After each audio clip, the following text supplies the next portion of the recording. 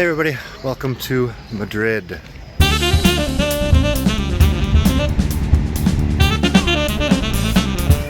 My first date with my wife was at this bar back here, Noba. I don't know what Noba means. It's just a little terraza bar, nothing special. And you know, my wife wasn't my wife at the time. She was just some girl. But through a long series of strange events, we are now husband and wife and living in Barcelona. We got Santiago Bernabe Stadium back here. It looks a lot different than it did last time I was here. I don't follow football, but it looks like they're remodeling the stadium. Torre Picasso here behind me. This is one of the tallest buildings in Spain. It was, I think, the tallest building in Spain when I arrived in 2004.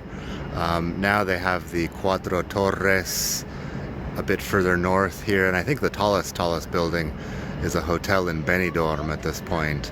It keeps changing, obviously, but I like this building a lot. It's got this nice black and white aesthetic, and you know, this area is kind of a cool area with some offices and restaurants and stuff like that around it. Not much is happening today because it's Sunday, but I used to give a lot of English classes down here. Good times. I used to also tell people I was hoping to buy this tower and rename it Torre Daniel, but it turns out that YouTube advertisements don't pay nearly enough to buy skyscrapers. So, gotta come up with a better strategy if I really want to do that. I used to work at a language school right over here called King's Training. It was King's College London. Had a sort of language school for business English. It was my final job before I quit to do everything online. So I used to spend my evenings at King's Training, and then I would, you know, go home to work on my burgeoning online empire. Next to King's Training was the unemployment office, which when I finished my contract with King's Training, I was planning on never going back to teaching, you know, face-to-face people for 11 bucks an hour. I went to the unemployment office, and that was a truly awful experience.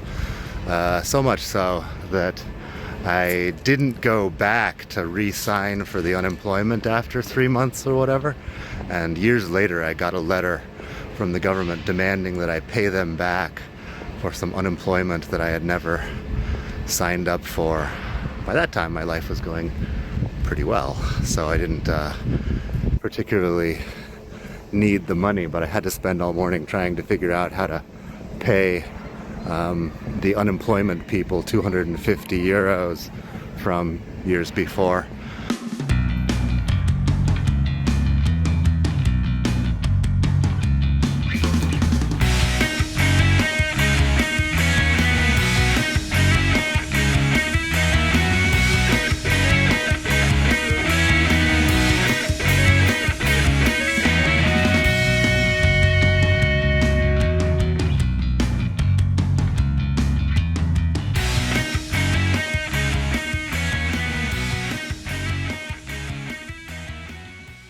I don't live here anymore, but I'm back this weekend. I thought I'd do a little tourism. I lived here for over a decade, so I'm going to show you a few of my favorite places which have nothing to do with the official, you know, stuff that you'll find in tour guides. This is Retiro Park. It's on everybody's top 10, but the story is that it was this place where the royal family would come to hang out in summer. A few hundred years ago, this was outside Madrid. Now the city has expanded and it's just, you know, Madrid center. You would never consider this outside anything. But it's got a lot of cool stuff, a lot of activity on weekends, and some very old trees.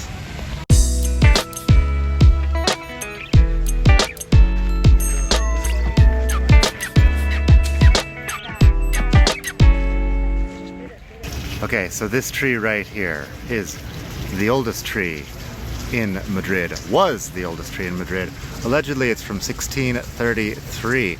It's called El Ahuehuete del Retiro. Ahuehuete is the name of the tree in Spanish. It's a Mexican tree. Allegedly in English we call it a Montezuma cypress. This is the first time hearing about it. I just got it off of Google, but that's the one. Almost 400 years old.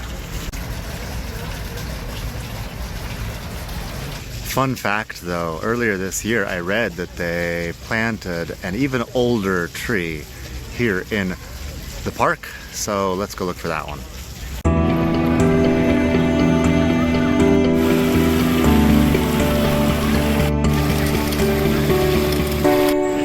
This is the Ángel Caído. Last I heard it was Europe's only public monument to Satan. It's Ángel Caído is the fallen angel, literally, and he's falling out of the sky. He's got some snakes around his feet, you know, dragging him from heaven down to hell, I guess. Interesting fact here, they put this thing right at 666 meters above sea level in the park. I guess it's not a coincidence with the 666 there for Satan. Anyway, it's a cool sculpture. One of those iconic Madrid things. Okay, I don't know if I'm gonna find this 627-year-old olive tree. It was supposed to be here near the Ángel Caído, near the Satan statue, but I'm not finding it so far. Keep looking a little bit. Okay, there's no indication here, but that matches the pictures pretty well. I don't know how they determined that it's 627 years old precisely, but that's what the articles say. I don't know, it's a small olive tree with a very wide trunk, weighing several tons, and they planted it earlier this year. So the other tree actually grew in that spot, as far as I know, for almost 400 years. This was in some town outside Madrid, and now it is here. So, multi-century olive tree. Okay, so it's time for some lunch. Let's head towards Plaza Espaa.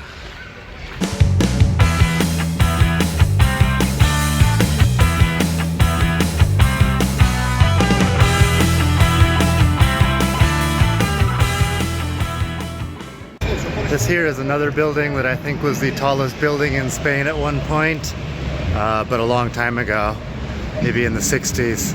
Now it's a hotel by a large Chinese hotel chain, and right behind this building is my favorite Chinese restaurant. So those people used to be in Usera, like outside town, and we would take a taxi all the way across town to have their twice cooked pork belly, the panceta dos veces cocida. It was life-changing. When the big Chinese hotel chain opened here, they moved up to Plaza Espaa, which is much more convenient. I guess they were following the money to the center when they could, and it's still a very good restaurant. They still remember me and my wife, who's not here today, but they asked about her. They remember us from the Usera days, strangely. So the final neighborhood that I lived here in Madrid was Tetan. It's just sort of a few stops north. It's not, you know, super central. I didn't have enough money to pay hipster prices and live in a cooler neighborhood, but I liked this area a lot. Just there's some nice restaurants.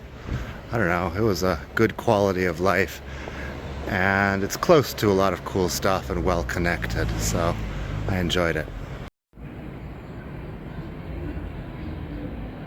I lived in this building back here for several years. Had a good time. My only time living alone, I guess. Just at the bottom of the real estate crisis in 2012 or something, I could suddenly afford to rent a flat on my own. Must have been after 2012, 2016, who knows. But yeah, Calle Rosa de Silva. Excellent area if you're looking for something cheaper, but not too far out. Anyway, I'm gonna wrap this up here. I hope you've enjoyed my little tour of old trees and Chinese restaurants. Madrid is a great city. You should just come and walk around. Don't worry about what the tour books, the guidebooks say. I used to write for Lonely Planet. They always wanted us to find things that were off the beaten path. But once they're in Lonely Planet, they're on the beaten path. So my advice to you is to be your own tour guide. Find your own way around. You'll have a great time. Anyway, thanks for watching. Please like and subscribe. Enjoy, and we'll talk soon. Bye.